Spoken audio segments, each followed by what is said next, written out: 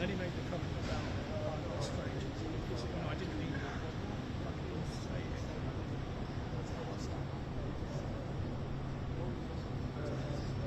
Oh, and it was the older person who wrote the speech. Yeah, mate, you're supposed to read your speeches.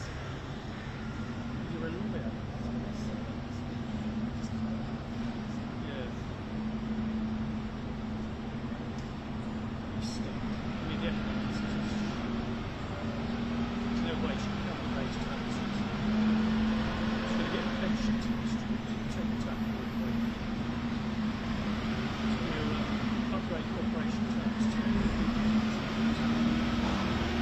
All that, raise money, not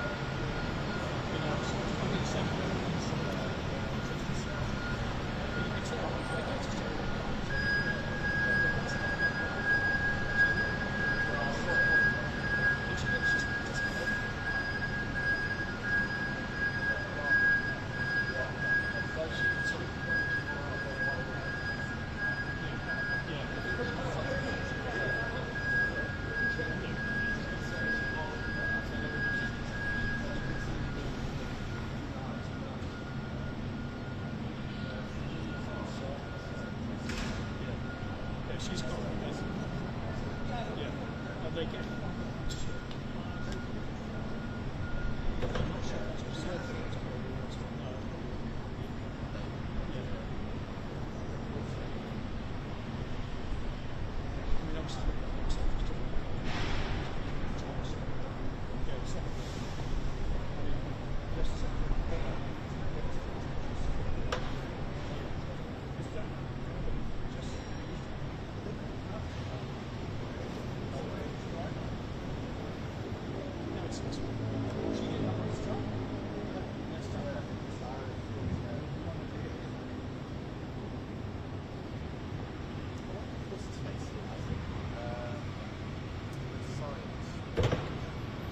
No. Yeah.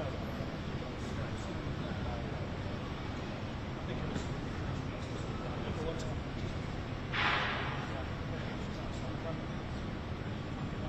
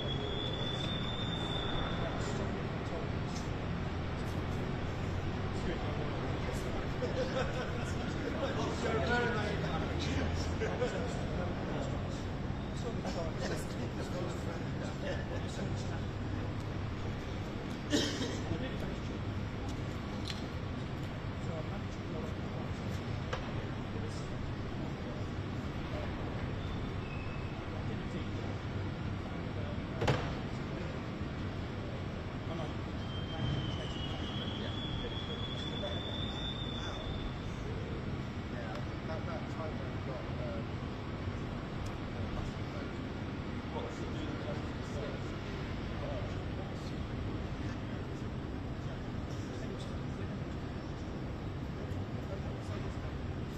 yeah, they used to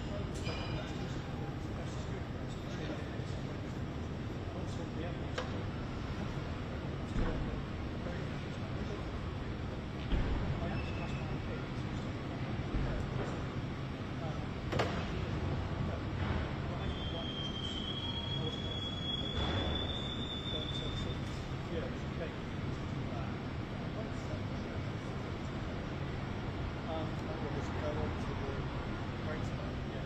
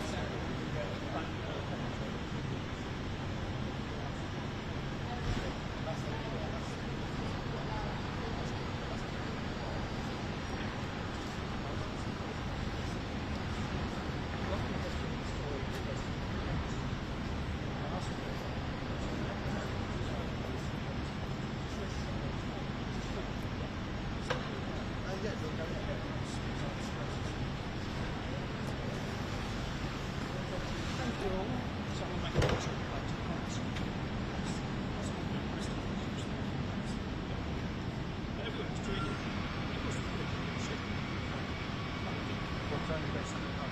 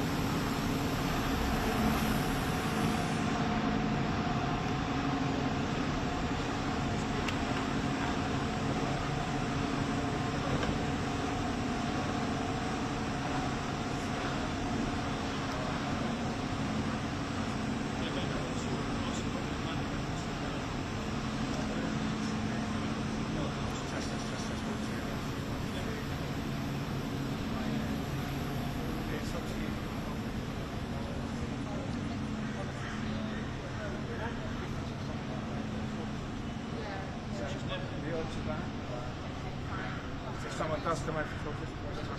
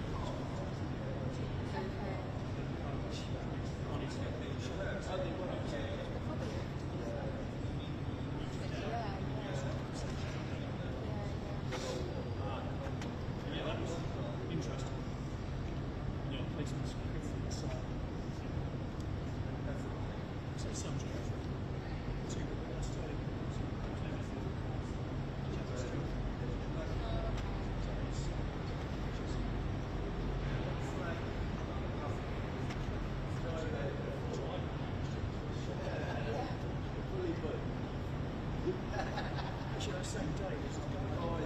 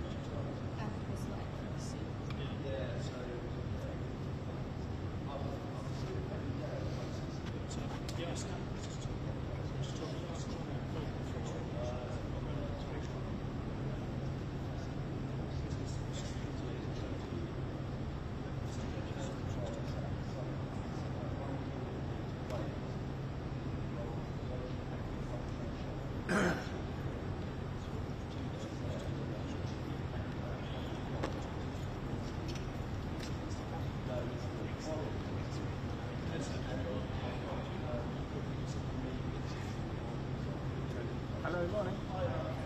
Hi, it's Sleep House Transport. Hello, I'm going down to the fun and games.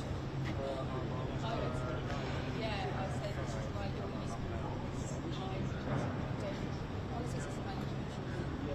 Give you a nudge when you see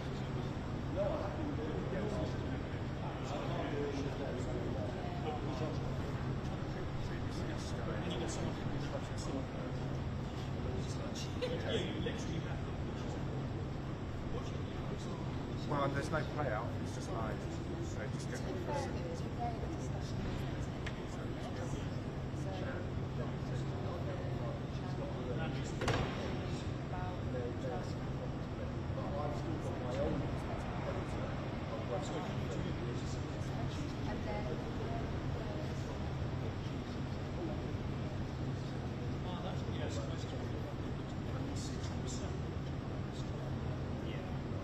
Perfect.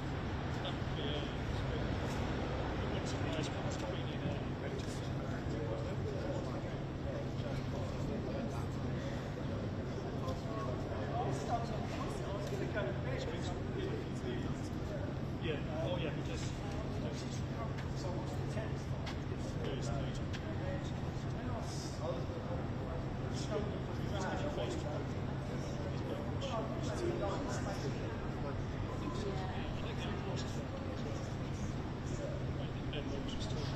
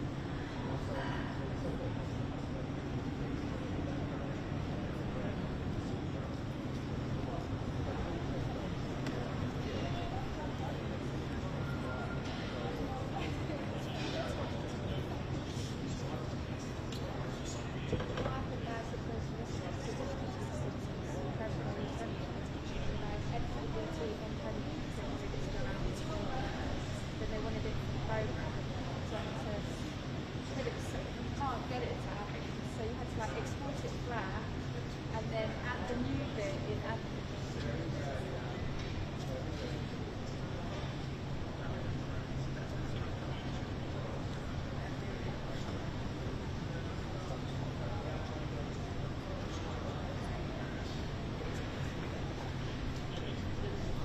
And go to them.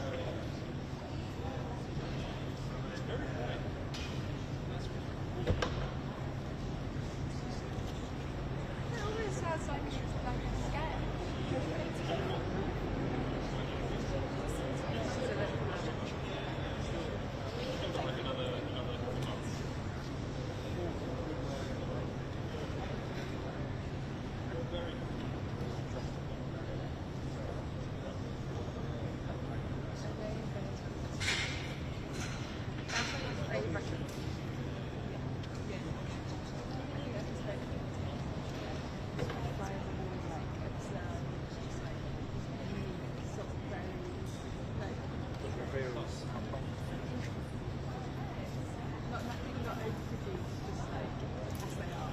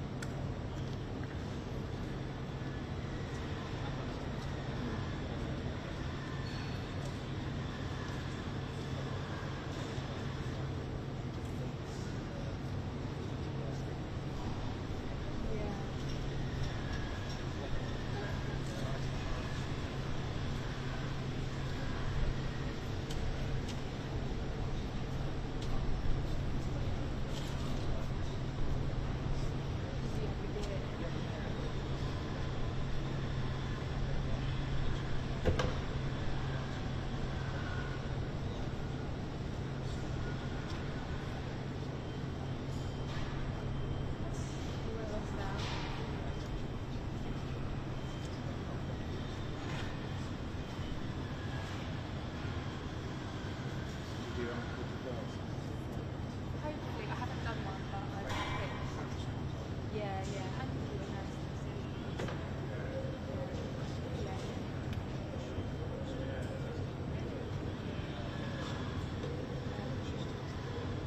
I was actually.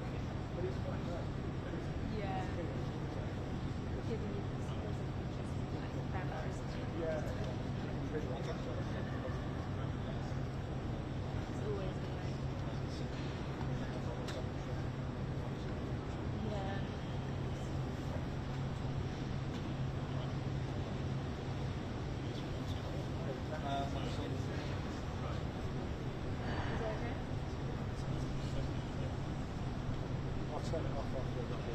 Yeah, yeah, I think we made a mistake last week. Everyone really did that after through the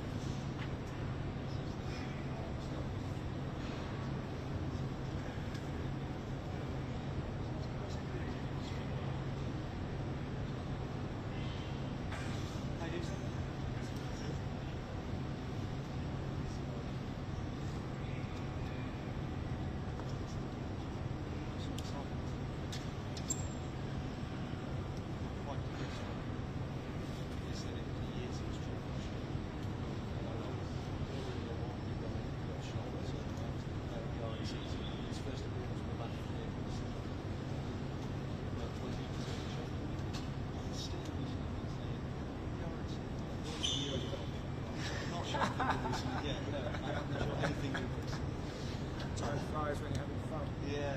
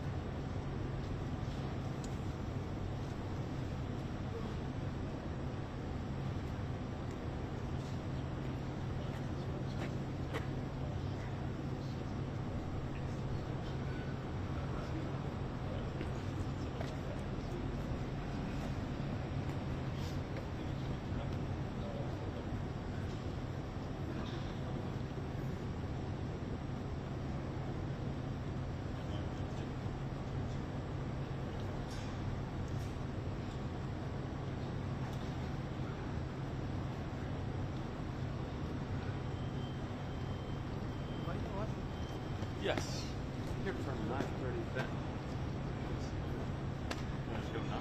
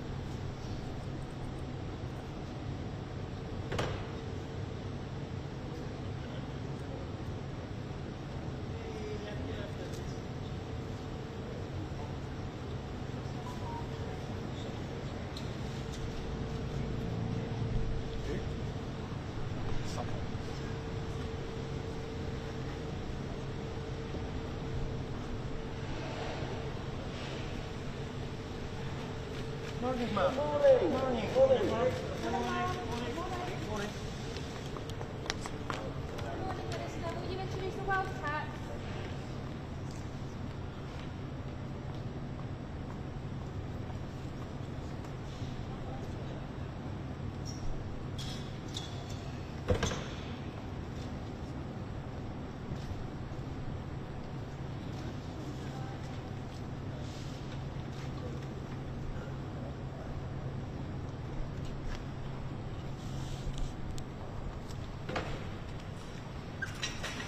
Morning, Mr. Keir. Morning, sir. Morning. Good morning, Minister. Will you introduce the wealth tax?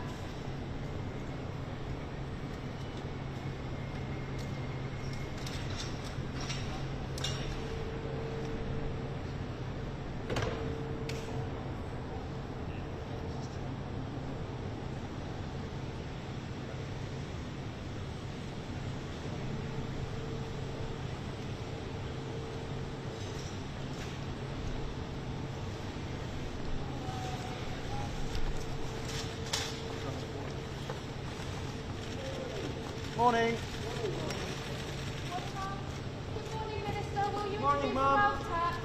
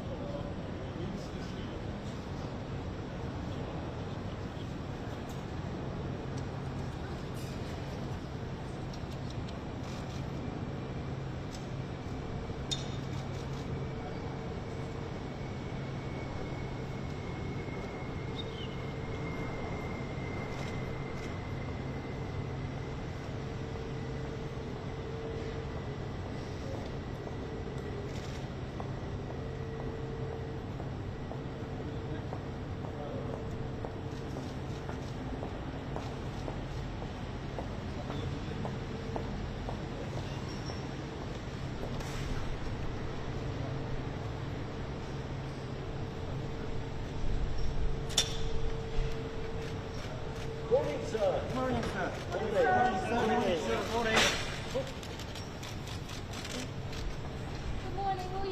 your wealth tax.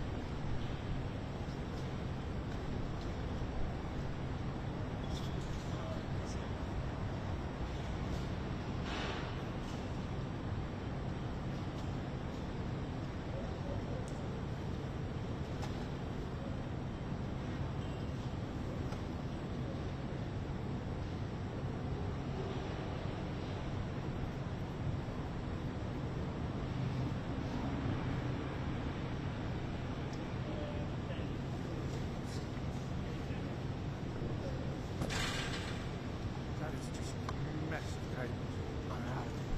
You didn't do cable management class, did you? You were sick that day. I realised last minute that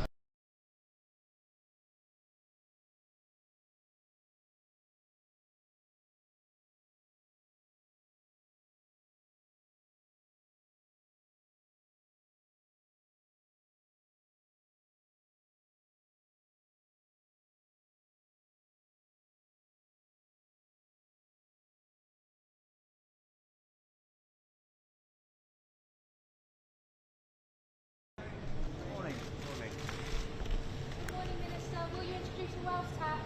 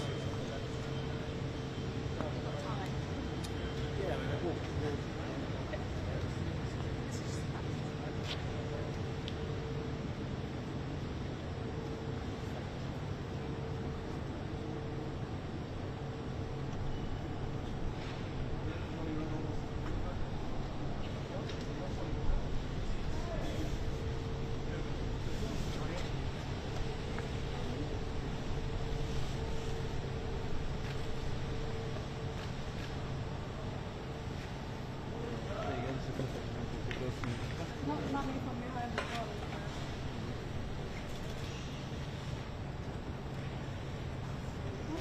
Morning, sir.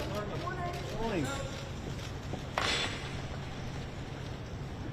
Morning, sir. Are you happy to pay the tune of future?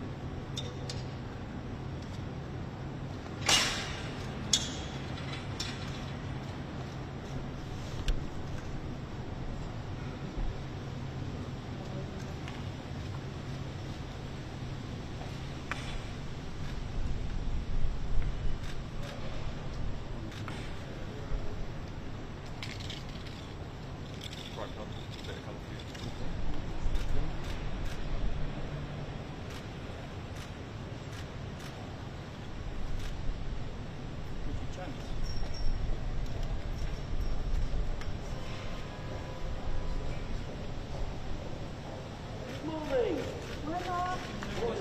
Philip. Good morning. Morning.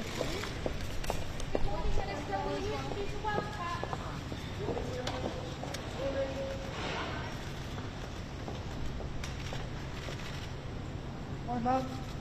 Morning, Carl.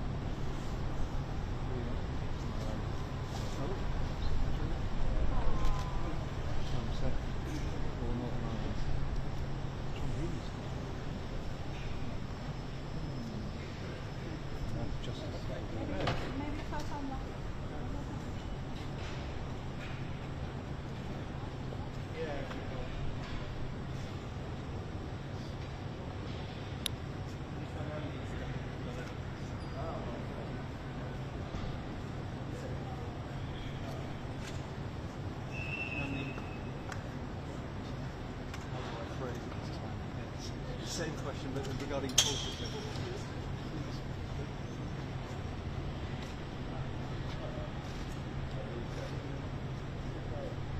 Justice will go straight now, though.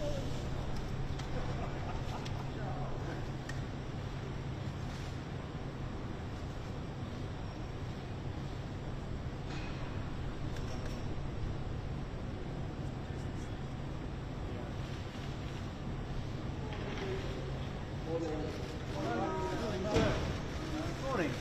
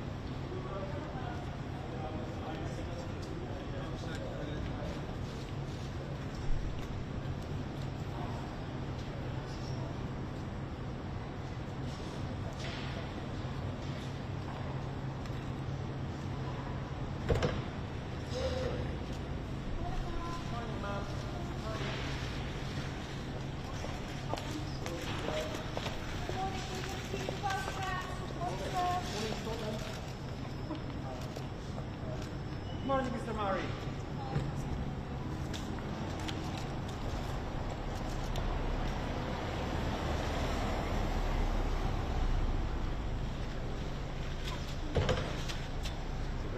Oh, we went on site. Yeah, no.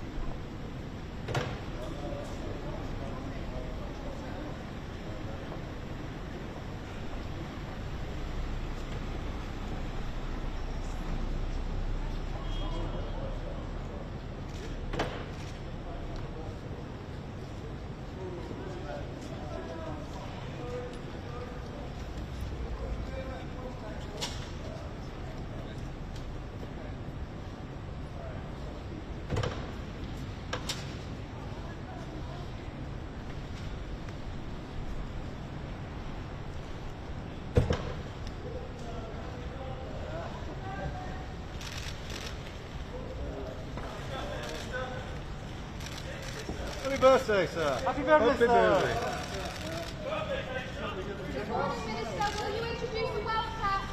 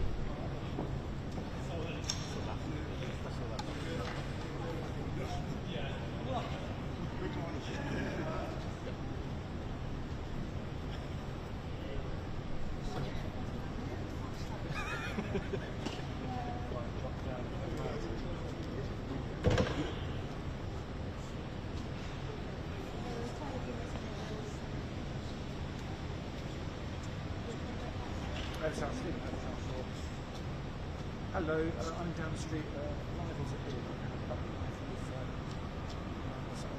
I'll come back up to this before.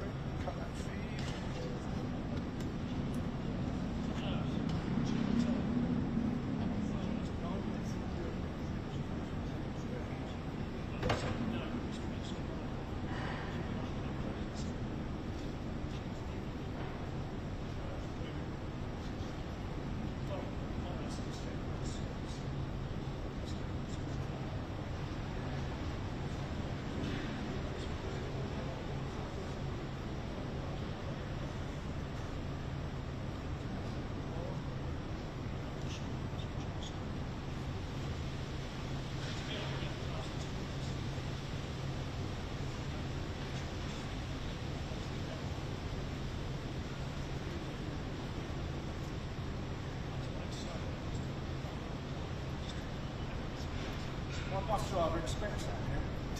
Yeah? Every time he sees you.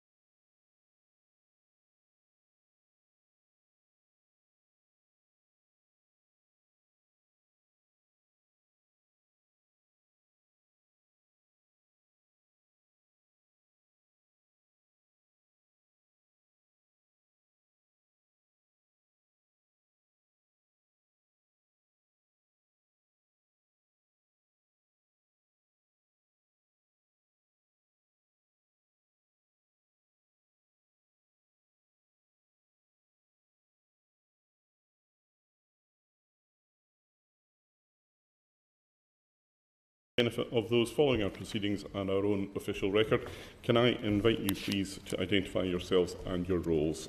Chris, perhaps. Chris Weston, Chief Executive, Thames Water. Adrian Montague, the Chairman of Thames Water. Ian Pearson, Independent Non-Executive Director and Chairman of the Remuneration Committee. Okay. Well, good morning, gentlemen, and welcome to the committee. It's not that long, of course, since we had Chris and Sir Adrian with us previously. I thought perhaps just before we come to the detailed questioning, it might be helpful for everyone just to understand the purpose of what is a quite extraordinary session. We have taken evidence from no fewer than 10 water companies. Thames is the only company that we have felt it necessary to recall in this way.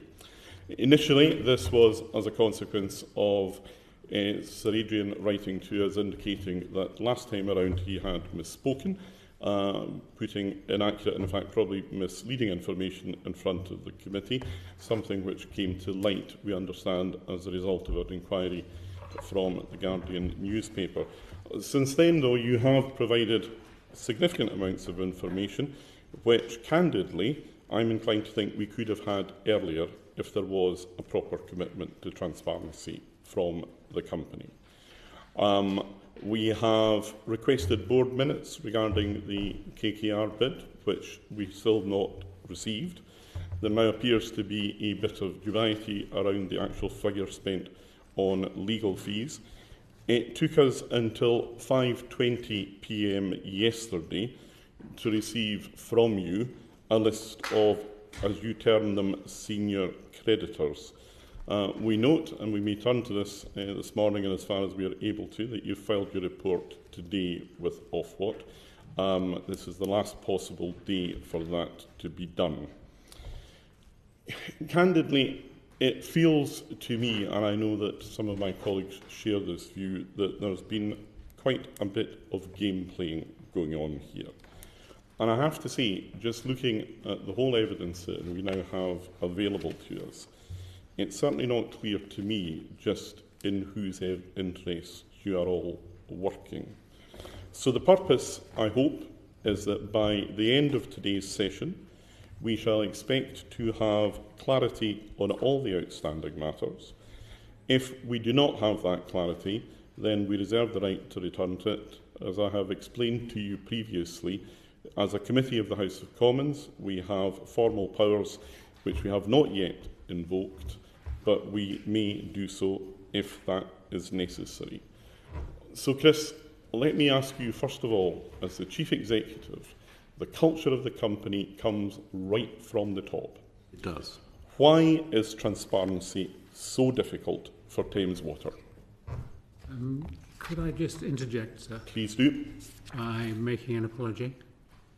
It's rare, as you said yourself, for water companies, for any company to be recalled to the committee. We regret that we have made that necessary. We have tried to be as forthcoming as we can with our disclosures. We will no doubt go into some of the reasons behind the actions we've taken. But I just wanted to say before we start, you're all busy people. I'm sorry that we're taking up your time again. Well, look, we accept the apology. I don't think we're yet in a position where we are prepared to take things on trust from Thames. Hopefully, by the time we get to lunch today, we will be in that place. But let's just see how it goes. Chris, transparency. I mean, transparency is absolutely something that comes from the top. I recognise I am the leader of the organisation and I set the tone from the top, and I am very clear in both my actions and also the direction that I give to the company that transparency is absolutely essential. And I think that in many instances, Thames is at the forefront of transparency. We were the first water company to publish all of our overflows online so everyone could see them. And I am very keen that we continue to make sure everything we do is transparent. Mm-hmm. Not a particularly happy story this morning on overflows, is it? Your report indicates that you had too much rain leading to overflows a week before you put us all into a hosepipe ban. I know, and I'm sorry about that, but the weather, I'm afraid, is a reason. It's not an excuse. Last winter, before we came into this spring, we had the second wettest winter on record. There were some months like last September where the rainfall was more than double the normal monthly rainfall. And our system, I'm afraid, was never intended to deal with that. We are taking huge steps to improve our position around pollutions. We are cleaning the network more than we ever have, and we are investing more than we ever have in our sewage treatment works. But it is going to take a while. I think the work that KKR done backs up the view that to turn around, transform this company is going to take between 5 and 10 years, maybe a bit more. Now, to go back to the position in May, we discussed then your decision to proceed with KKR as a sole bidder. KKR have since left the playing field at the beginning of June, and you've now got an even shorter time frame. How do you feel now about the decision that you made to proceed with KKR as the sole bidder? Yeah, perhaps I should take that. First of all, if I may, I'll explain how we have managed the process of looking at bids. If we can keep it tight, explanations, please. As is common in takeover situations, we created a special committee of the board. It has the unlovely acronym of ERSCO, the Equity Raise Subcommittee. And it was this committee that reviewed all the bids. At an earlier stage, long before KKR's withdrawal, we looked at all the propositions that were on the table. We felt that KKR's was by far the strongest. There were significant difficulties with, I think, all of the others. So we decided to go with KKR.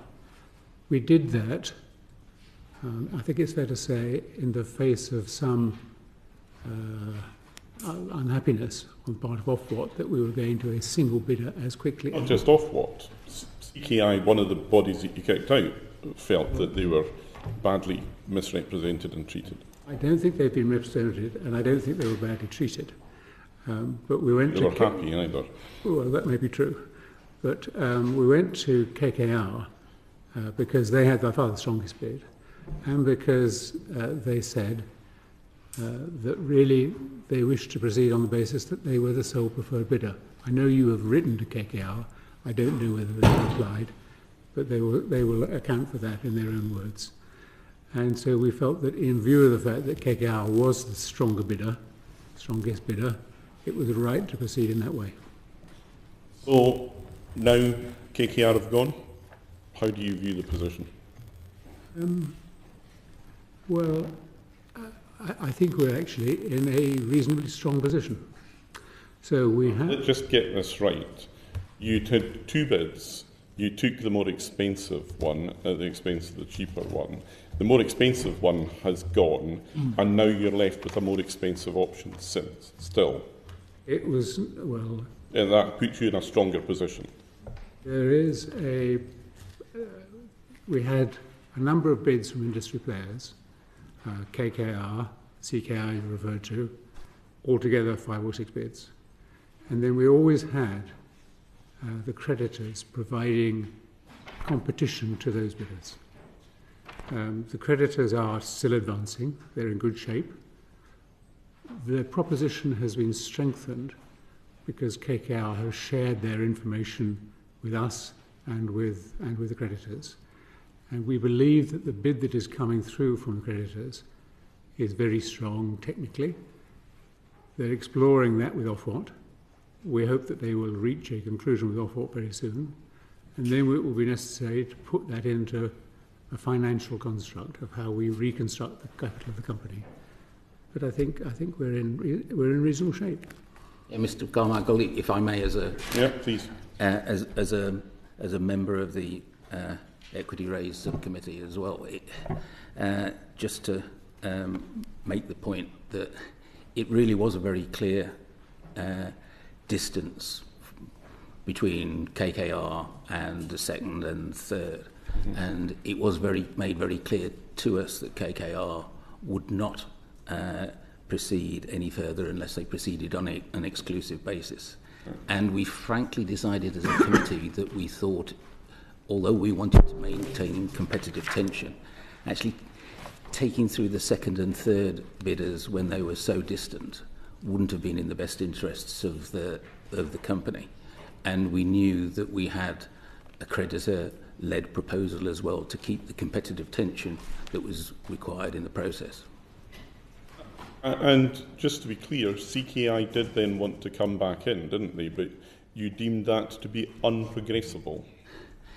Yeah, the situation was basically that KKR said they would only... I mean, CKI are not a fly-by-night organisation. They're one of the world's biggest infrastructure companies. And they came up with something that was unprogressible.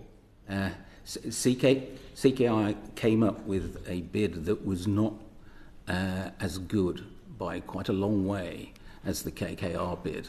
And then KKR said that they demanded exclusivity if they were going to go further with the bid. So, you know, Ofwat would have liked us to carry on with KKR and CKI. We would have liked that as well, but the simple fact was it wasn't possible because KKR wouldn't proceed on that basis. So they said jump, and you just said how high. No, we had to make a choice. We had to make a choice. Well, do we rule out KKR and proceed with bids that are demonstrably inferior and therefore not likely to be in the best interest of the company, or do we agree to the exclusivity and proceed with KKR?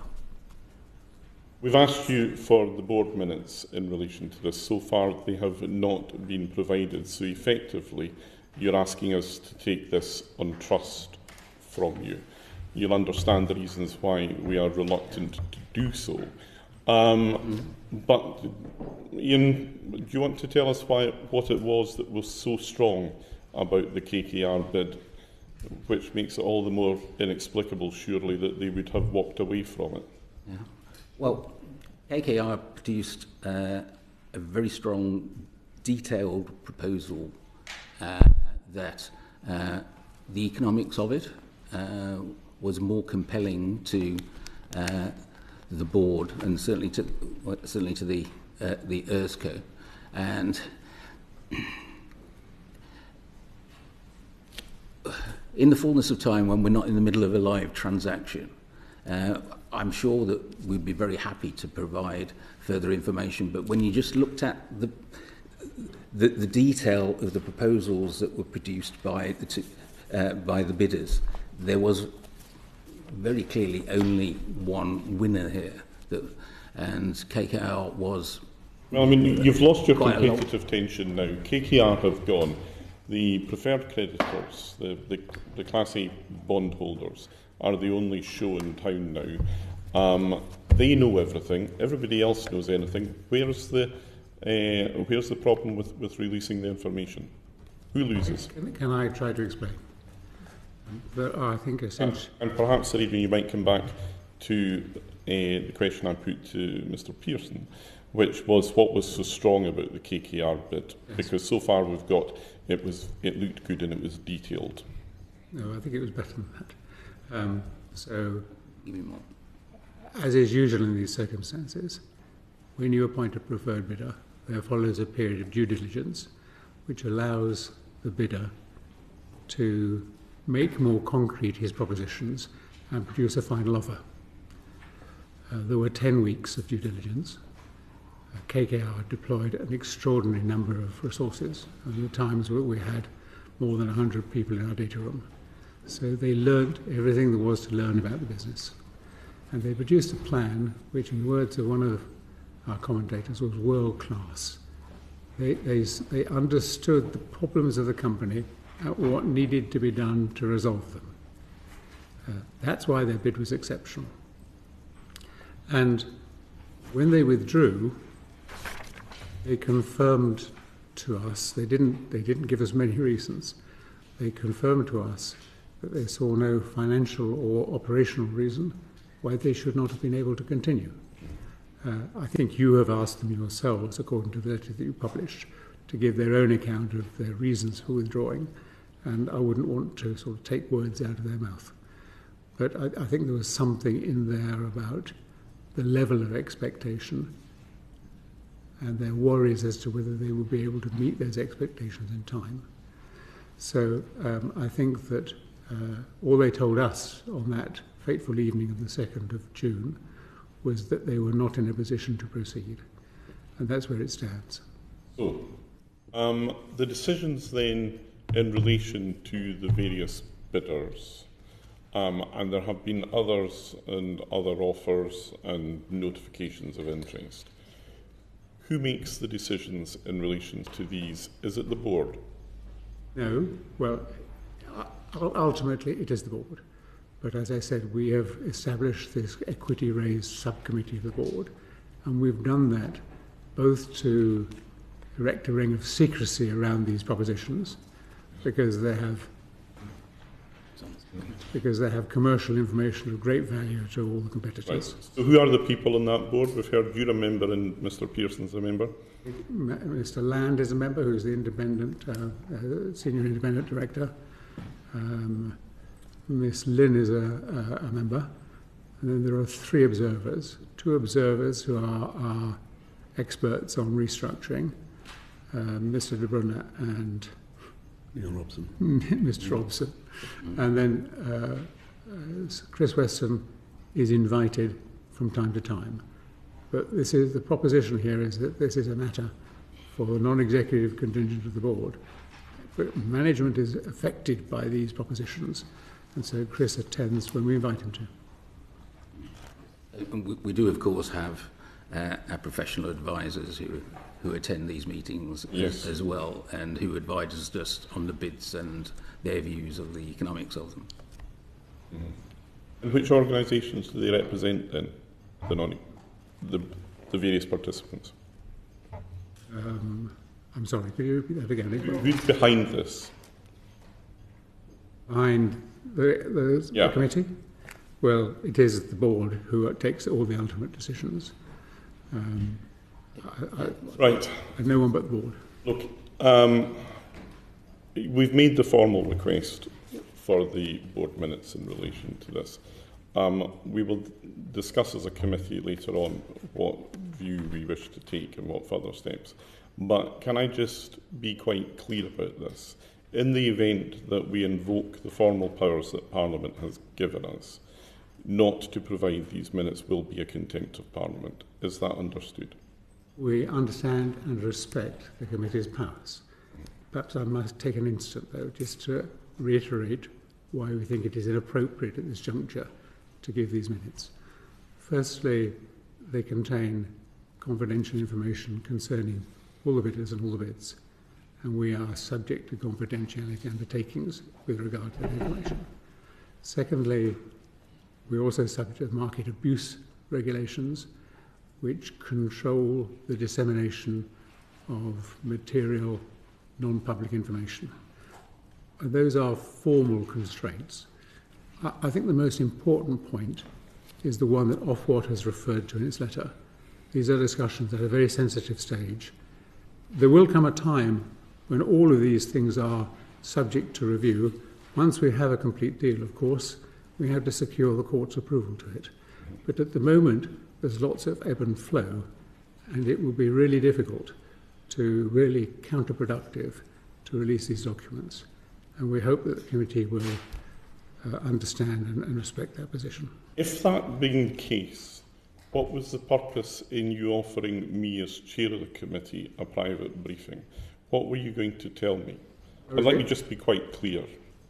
There are no circumstances in which I, as chair of this committee, will take a briefing in private or that does not include the other members of this committee. I'm the chair, but we are all equal. You'll be familiar with the expression primus inter pares. That is my role here. So what were you going to tell me in private? I was going to tell you information that I thought you would share with the committee.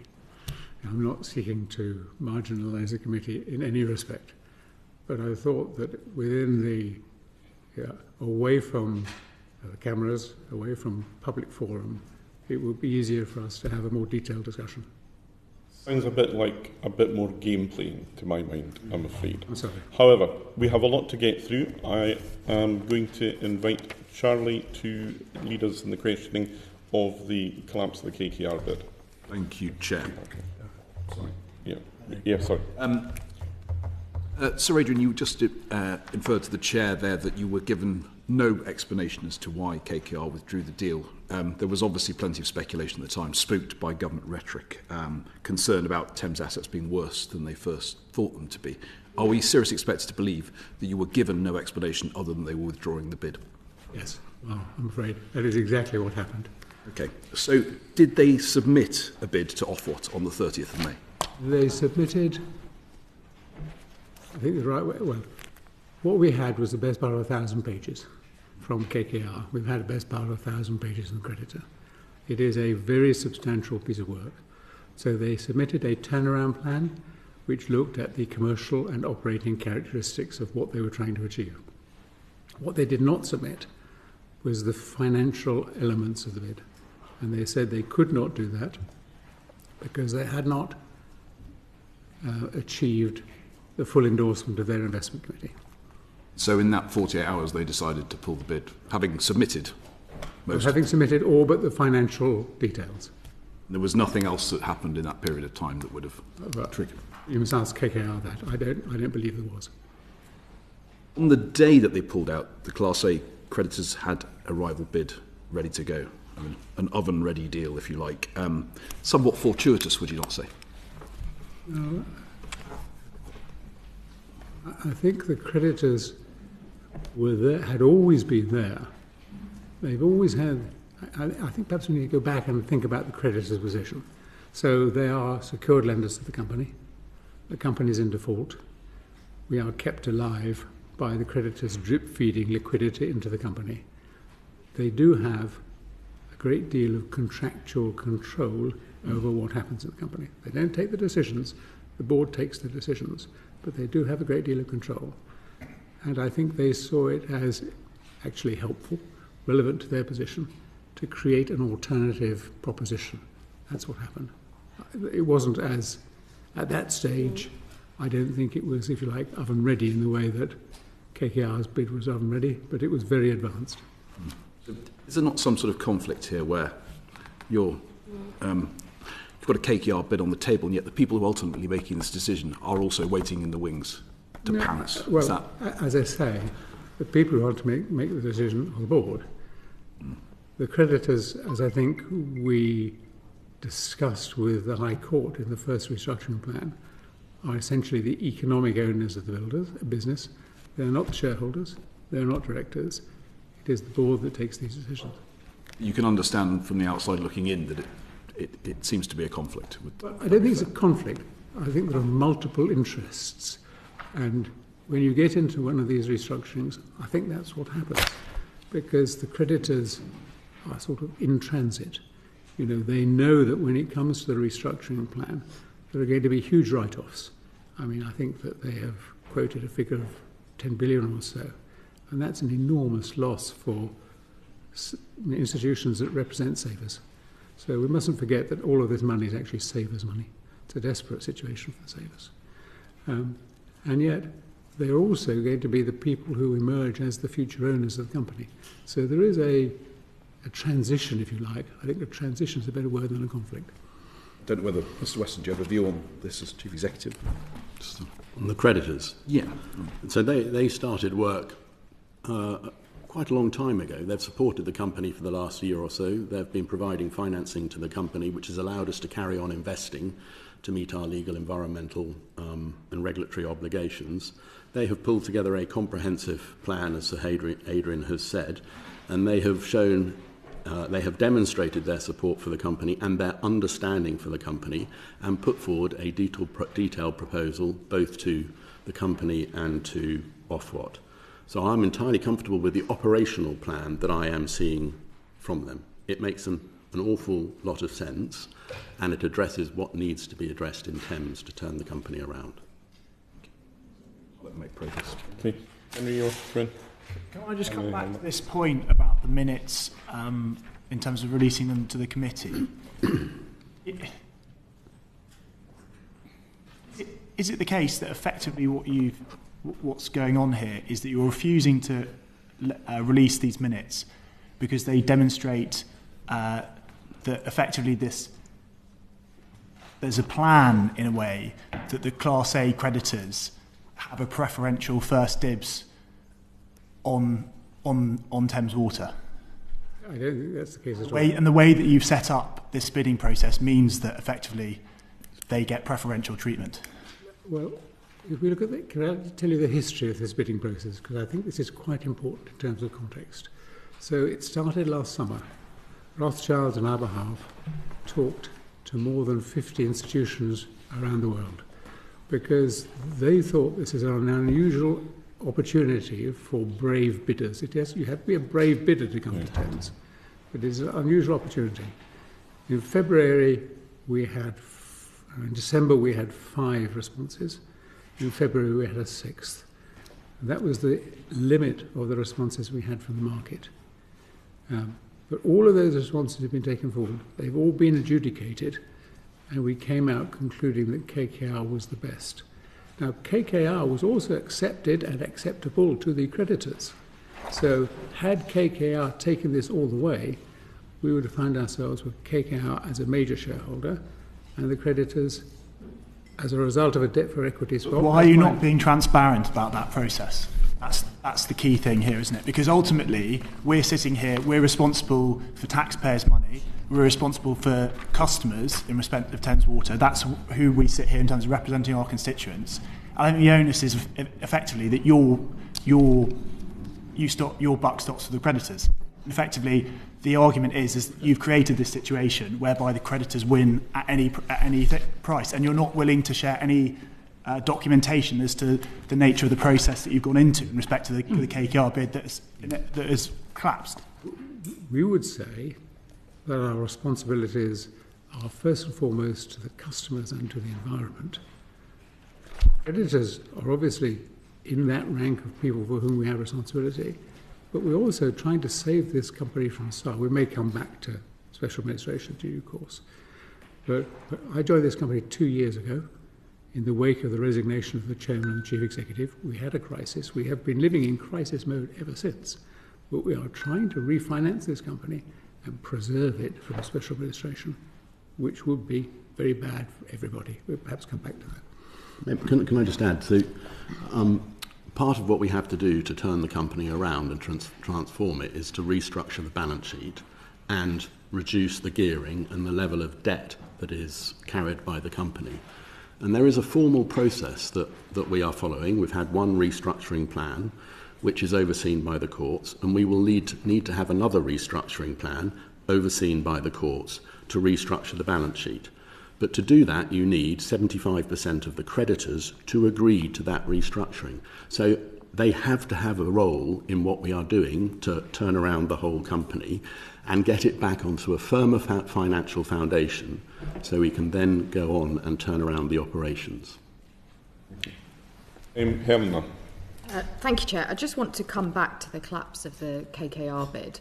So, Adrian, what day did you become aware that they were pulling out? In the late afternoon of the 29th of June. Friday? Thursday evening. Thursday evening. And was that a phone call? I had a phone call from Rothschilds. You had a phone call from who, sorry? Rothschilds, our financial advisor. And how did you feel at that moment? Because these are bidders that you've moved heaven and earth to pave the way for. You've let them proceed on an exclusive basis.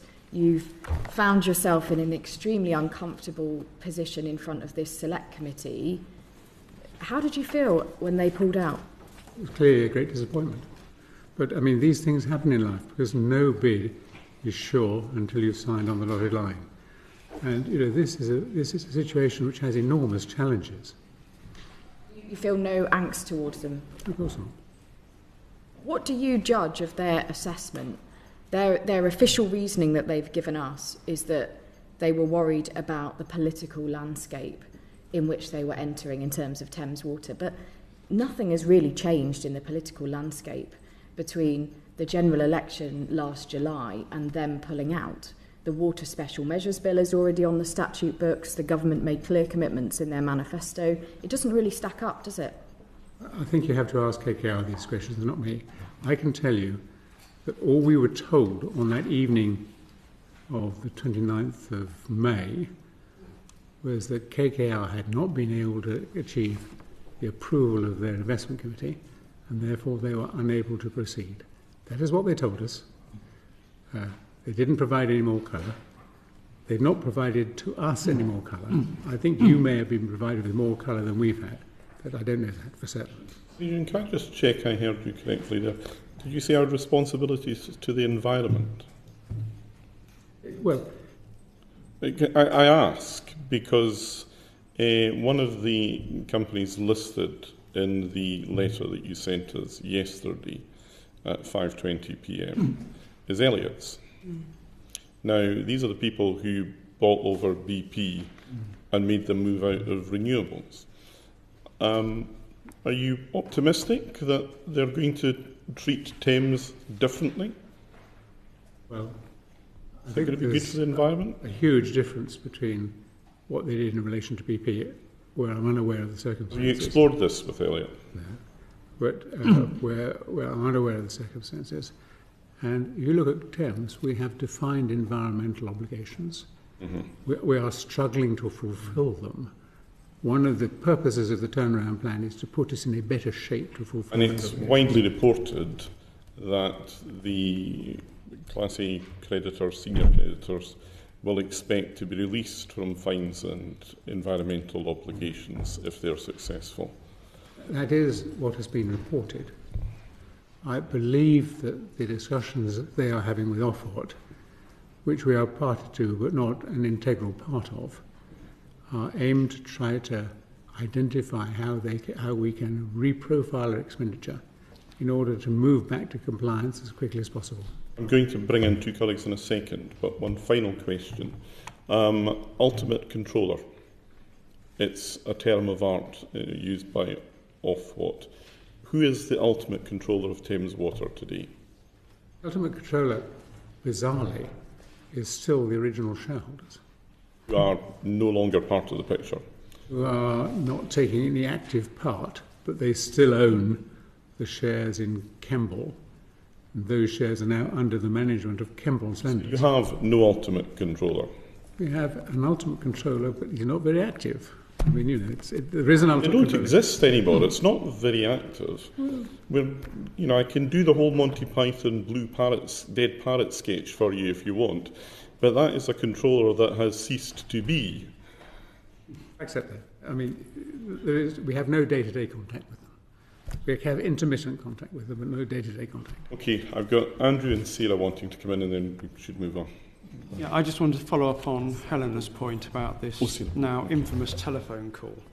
So you received this call, you put it down, your answer seems to be that you felt no emotion, no rancour. You simply put the phone down as though someone was telling you they're coming to clean your windows at 10 o'clock as opposed to 9 o'clock. It was a simple oops moment in life. Are you seriously expecting us to believe that as a board, you've had no conversation about what KKR's reasons will be? Now, you can keep telling us we should ask KKR. We can ask that. But you are the senior leadership of a major organisation which, in your own words, is in crisis. Are you seriously telling us you've had no conversation and have done no impact assessment or assessment from your own viewpoint? So my question is, in your words, what do you think went wrong? I think they failed to get their investment committee approval because they were concerned that public expectation of what they would achieve would not be matched by what was possible in a reasonable time frame. So they withdrew. I mean, there have been press speculation that attributes different reasons to that. I know nothing about that. I have not had that direct conversation with KKR. I did have that telephone call on the Thursday evening, and it's a disappointment. I've had a long professional career. I've had lots of disappointments in that career.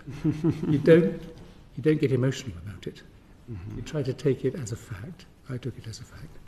And it didn't make any difference to the day-to-day running of the company. People were still focused on their day-to-day job, which is absolutely what I wanted. We have since then been through the due diligence reports that were produced and provided by KKR, and we've distilled those down to areas that we think we can further improve the performance of the company. So we are building that in now to the plans and operations of the company. Do you think the public might just find the responses here just quite strange? It's whenever we discuss bonuses, whenever we discuss decisions the public may find strange or customers may find strange, you all turn into Sir Humphrey and give us the best, like as though you're passengers in this whole decision-making process. I find it extraordinary that you do not have any sense of urgency about solving this crisis. Urgency. I think, let me take you through what's been happening. So ever since I arrived, this company has been in crisis. So we have had an abortive engagement with the original shareholders to provide new equity. We've had the draft determination. We've had the final determination. We've had interaction with the debt markets. We've had interaction with the creditor markets. We're thinking about a reference to the CMA. The pressure that the team is under is huge. Actually, there's no room for emotion. You put your head down and you get on with the job. And I think that that's what happens when you have a disappointment like KKR. You can't sort of wring your hands. You just have to move on.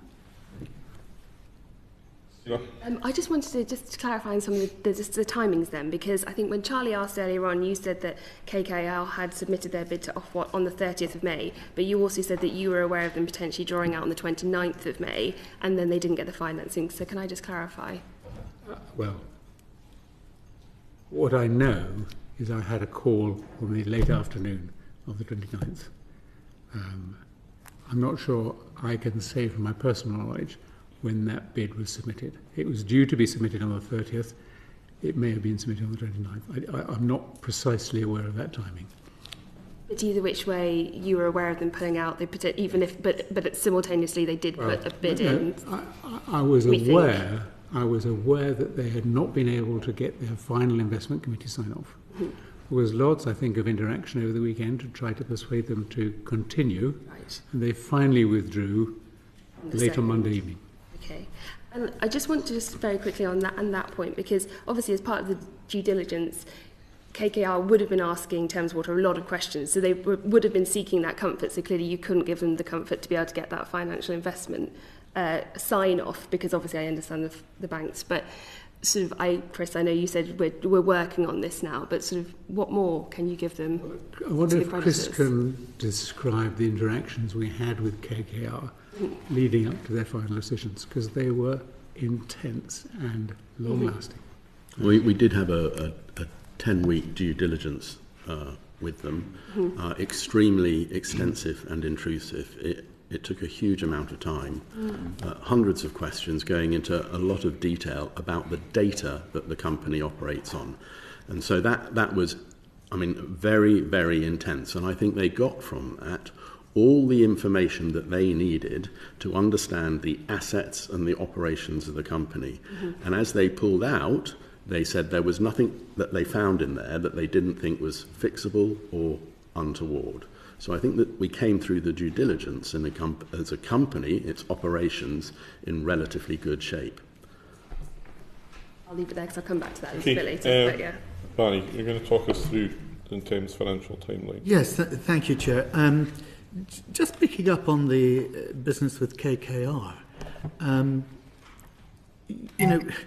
the fact that you were surprised on the 29th of May, does that not indicate that you did not sufficiently question the level of approval that KKR had received from its investment committee, the fact that they were able to pull out at supposedly the last minute?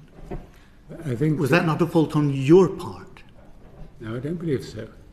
The usual process that investors like KKR follow is that they have a preliminary investment approval that allows them to engage, conduct this due diligence process, and produce the very detailed pack they would need to secure their final approval. I think this final approval was shared between the Europe and the United States, so it was a complicated process for them. But we had provided all the information they needed. We had been told, as Chris says, There was no operational or financial reason why they could not pursue this. So, but they didn't, and that means that their investment committee refused to sign it off for another reason. We're told because of the politics surrounding this and presumably the fact that the week before the fines had been announced and the glare of publicity. But that does rather suggest that you had not dug sufficiently into the approvals that they had received from the investment committee. But let me go on. Look, you released your financial results to March 25 today. You have a pre-tax loss of 1.776 billion. The liquidity is precarious, with 0.2 billion of cash and the 1.5 billion senior loan facility undrawn at March.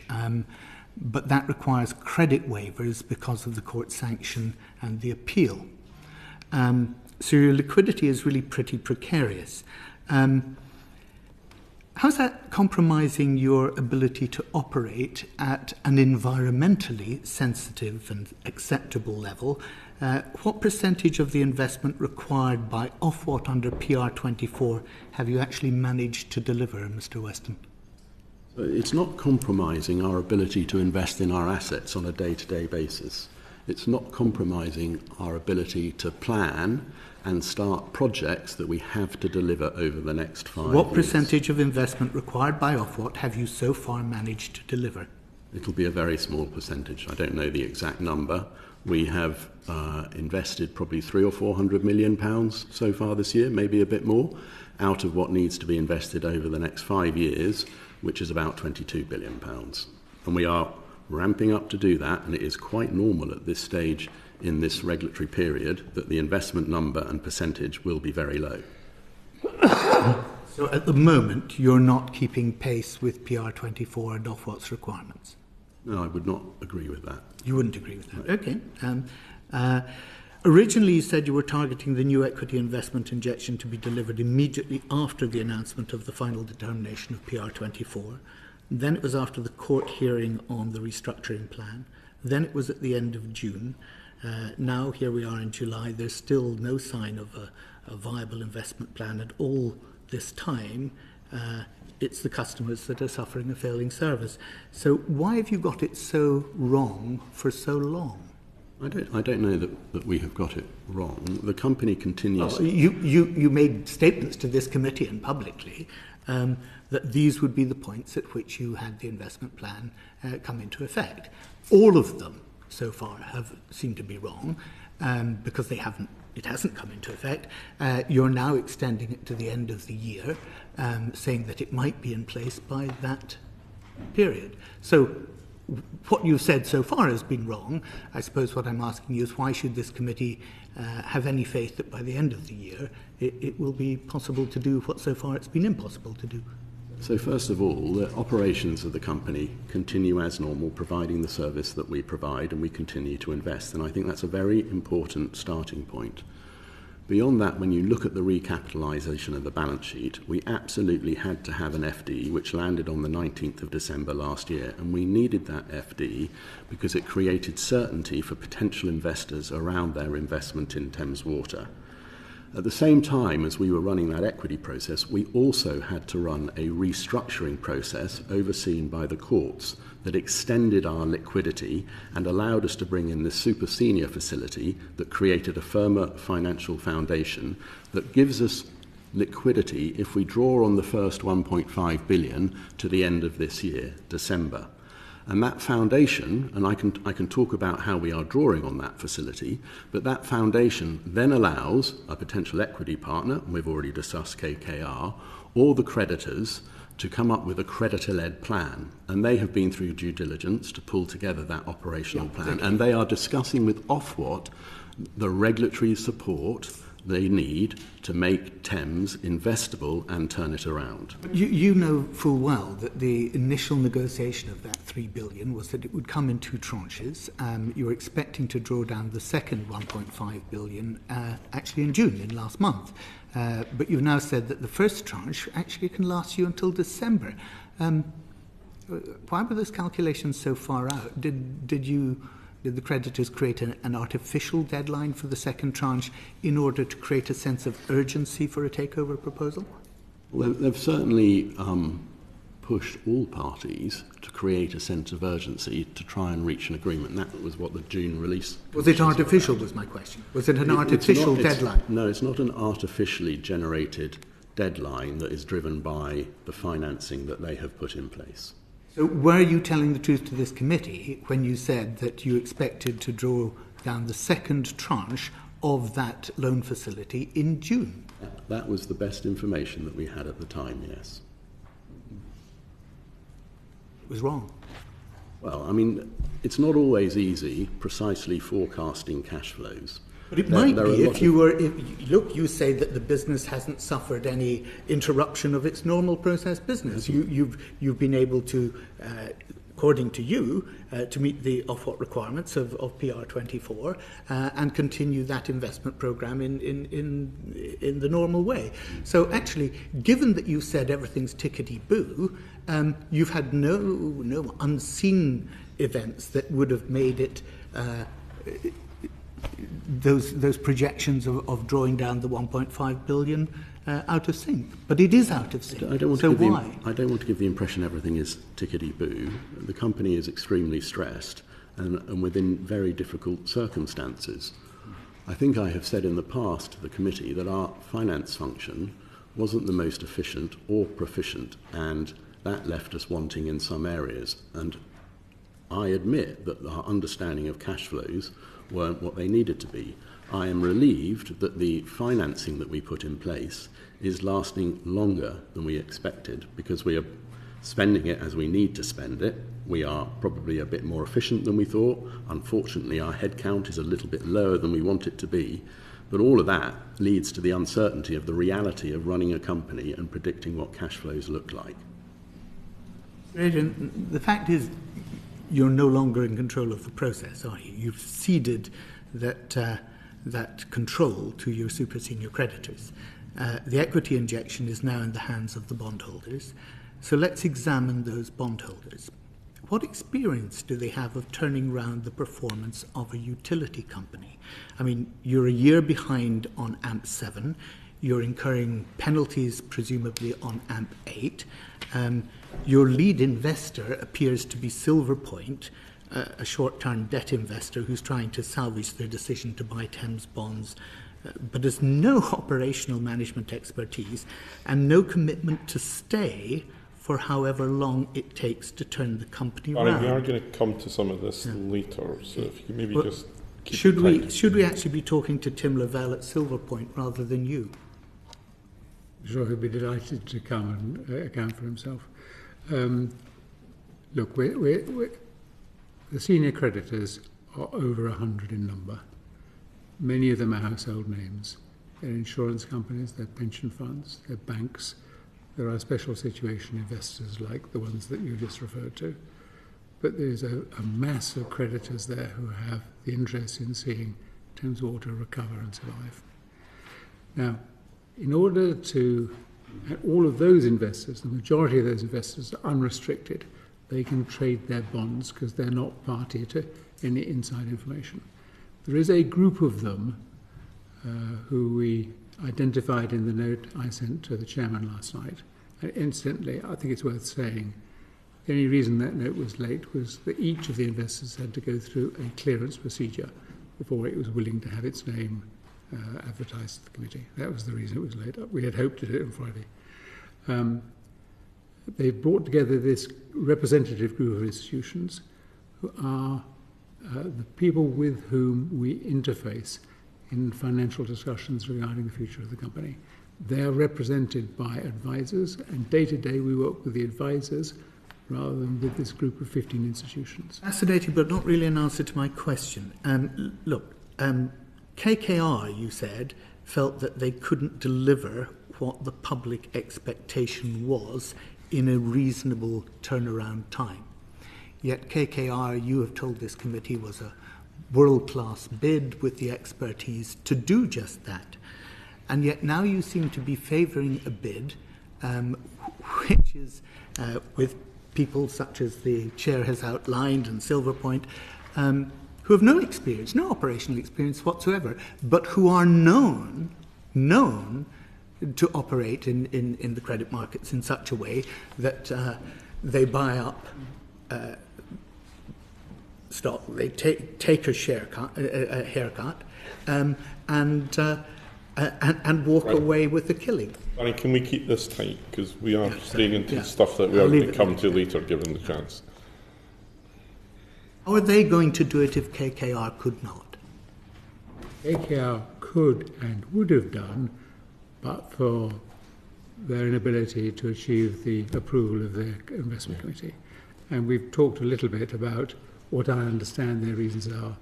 But they said they couldn't deliver it in a reasonable time frame, what they believed the public expectation was. So my question to you is, how is it that you believe that this group, with no operational expertise, can? Well, I think I must take issue with you on the fact that they have no operational expertise. These are, perhaps not the secondary debt traders, but you've got many very respected investors in infrastructure among these creditors.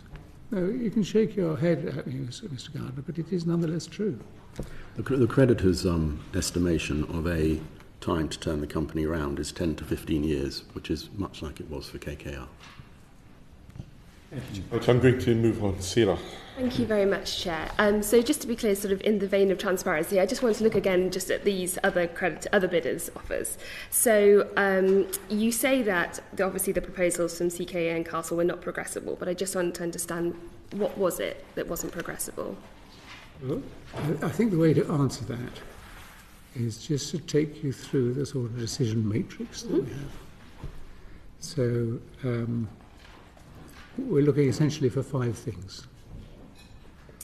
We're looking for a detailed operational plan based on a thorough due diligence process. That is, they've really got to know the company, they understand the difficulties the company is going through, and they identify a way through it. Secondly, this company needs equity desperately badly, so a bidder must provide the right sort of equity. We've got a long period before all of this takes root, so we need an interim financing plan. At the moment, we're living off the super senior funding that the senior creditors put in place. Then we need an overall plan to get the company back to investment grade. At the moment, we're living on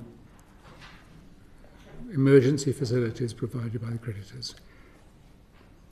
A long time ago, before Thames went into these difficulties, it was a highly regarded, sought-after issue of debt in capital markets. That was reflected in strong investment-grade ratings. We've lost those investment-grade ratings because of all the difficulties. We need to regain those investment-grade ratings and get back into the long-term debt markets. And then finally, we've got to have the support of the regulators and all our stakeholders. Those are the criteria that we have used to assess these bids. And so where did those mainly fail? What was the sort of those 5? Because I'm sure the regulators might have been on side. I understand the future investment. Where was the weakness on the others? Because if KKR could...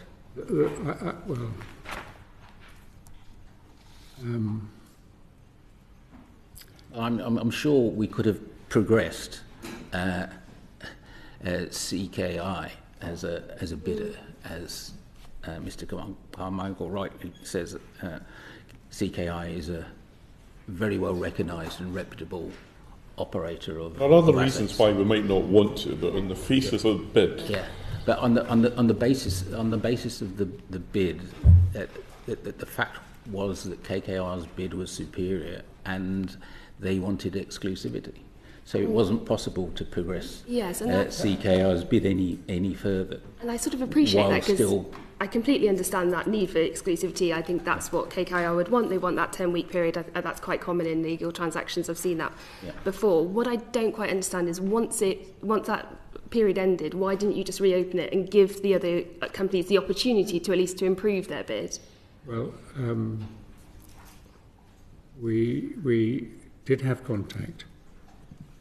We've had contact with 3 bidders 2 existing bidders and 1 new bidder. Mm-hmm. So the existing bidders who were part of the adjudication we carried out in March were Castle Water and CKI. And I think that the difficulty is capturing these assessments in a couple of sentences. Mm-hmm. In CKI's case, they had not done a great amount of detailed due diligence. It is quite true that they are recognised infrastructure investors in the UK. Indeed, they are an asset. They have an investment in another water company, so they know the sector. But they had not been through a detailed due diligence phase and did not. They weren't allowed to because of the exclusivity. No.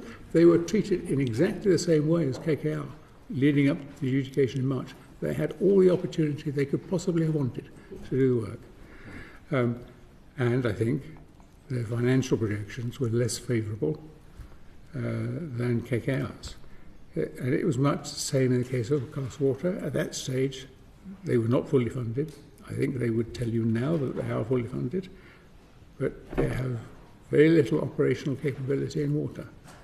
And it's not just the financial propositions you need to look at. It is the overall appreciation of who is going to provide the best bid. In our case, it was clearly KKR. Just to understand, you say they don't have operational sort of capacity in water, given that I think they own 75% of Northumbrian Water. What do you mean by that compared to the creditors? I think I said that in relation to Castle Water. Oh, sorry, right, fine. But in terms of if there really was like a true exclusivity period, then obviously, as Charlie mentioned, the creditors were primed and ready. So was it actually a true exclusivity period if they were primed and ready? I think that the way we have described it, and I think the way that KKR describes it, is that they were the preferred bidder. It would have been an exclusivity agreement signed, though. Around the time of the adjudication, there was a lot to talk about exclusivity. But then the point became apparent that we also had the creditors sitting in the wings, and therefore it was a preferred bidder rather than exclusivity. Their exclusivity agreement had a carve-out for the creditors. Right, okay, so they expected them to sit alongside them and do their detailed due diligence at the same time KKR did. So when I was putting my management team and I was sitting down in front of KKR, very often they would either be in the room or there would be a separate meeting on particular aspects that they wanted to look at. Can I ask how comparable is the bid now between what the creditors are now offering compared to what KKR were? Well, I can only talk from an operational perspective, but the absolute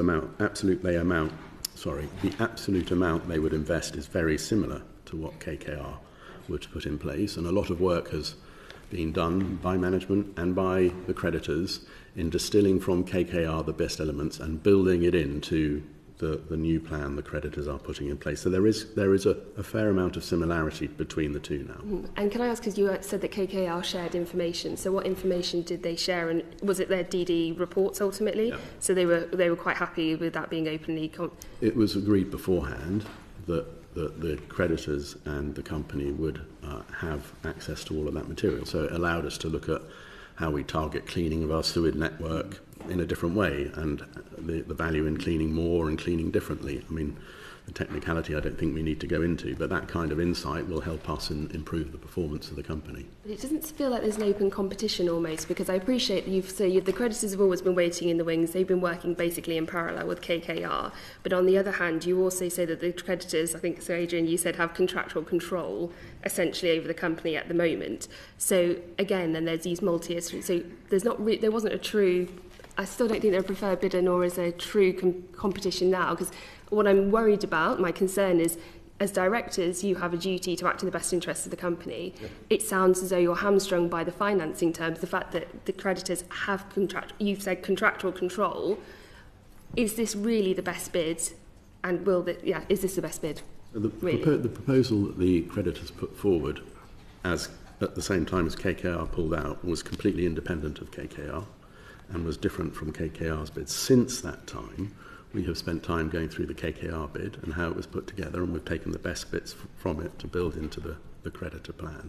So it was developed independently and so did provide competitive tension. It provided an alternative for the board to look at. We're into this same pattern. I mean, there's a course of conduct emerging here. You have decisions to make between various bids each time. Each time it seems that you make a decision that on the face of it is not logical, and you just tell us and expect us to accept that that was the best possible option. You won't produce the minutes for these decisions. You can see why I say it's difficult for us to be sure about whose interest you're pursuing and protecting here. Well, I very much regret that that should be the case. Can I be clear? We are enormously conscious of the gravity of the situation and the difficulty of finding a way through it. I mean, this has been an extraordinary period, and we are constantly considering what is the best interest of the company. And when you say the company here, it's a collection of interests. It is the customer interest, it is the environmental interest, there's a bit of political interest in there, but not a great deal, and it is the interests of the future owners and of the creditors. It's a very complicated set of issues to untangle and decide what the way forward is. Look, we are aware of CKI, Castle, and there's been a third reported. I don't think it became as a formal bid, but an expression of interest or an offer from a company headed by Lord Redesdale. I think that's now in the public domain. Can I be quite clear about the dismissal of these three options? Were these dismissals all taken by the board? The decisions to dismiss? That's a yes. Can we get the minutes for these meetings? I think I will need to take advice, because we just need to protect confidentiality the best we can. I can tell you that in the case of, we've talked quite a lot about Castle Water and CKI. In the case of Lord Redesdale's proposition, it's essentially one sheet of paper, not the 1,000 pages we receive from the other two bidders. I think he regards it as a sort of outline concept. These were board decisions. These were decisions of my ERSCO, my Equity Raise Subcommittee, aka the board. Right. Barry, are you wanting to come in? Because Thank you, Chair. Just briefly. Under pressure. Absolutely. Look, the KKR bid would have needed creditors to agree it in a court vote on a restructuring plan. So creditors were effectively here negotiating terms. That's part 26A of the Companies Act. So there is clearly a conflict between creditors where they're bidding against other parties, especially where here we have a public interest in ensuring proper operational outcomes in terms of the environment and the accountability of what. Do you not accept that? Well, I think it's no different from many other cases where secured creditors are taking control of a company. This happens on many occasions in public life, in commercial life. So you do accept there was a conflict of interest? I think that, as I said earlier on, and the creditors were effectively negotiating terms with KKR. There are many different interests at play here. We can't. And they secured their own. Well, I don't think that's correct, because all of these propositions require the support, in particular, of Ofwat.